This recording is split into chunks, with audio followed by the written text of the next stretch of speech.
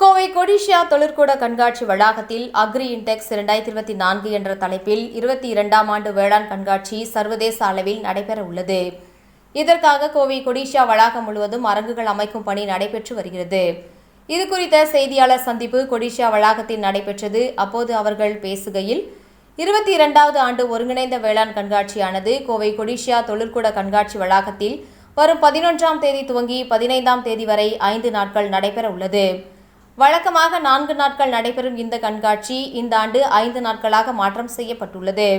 இதற்கு முக்கிய காரணம் 4 நாட்கள் போதிய அளவில் இல்லை என்று பலரும் கருத்து தெரிவித்த நிலையில் அந்த கருத்தின் அடிப்படையில் 5 நாட்களாக அக்ரி இன்டெக்ஸ் கண்காட்சி நடைபெற உள்ளது.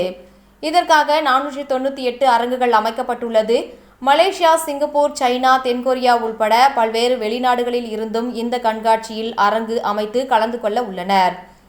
மேலும் ஜப்பான் நாட்டிலிருந்து சிறப்பு வேளாண் குழுவினரும் இந்த கண்காட்சியை பார்வையிட்டு அவர்களுடைய பல்வேறு தொழில்நுட்பங்களையும் எடுத்து கூற உள்ளனர்.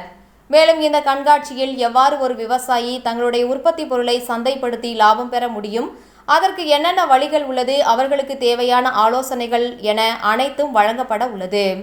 மேலும் இந்த கண்காட்சி வளாகத்தில் கால்நடைகளுக்கு தனியாக அரங்குகளும் அமைக்கப்பட உள்ளது.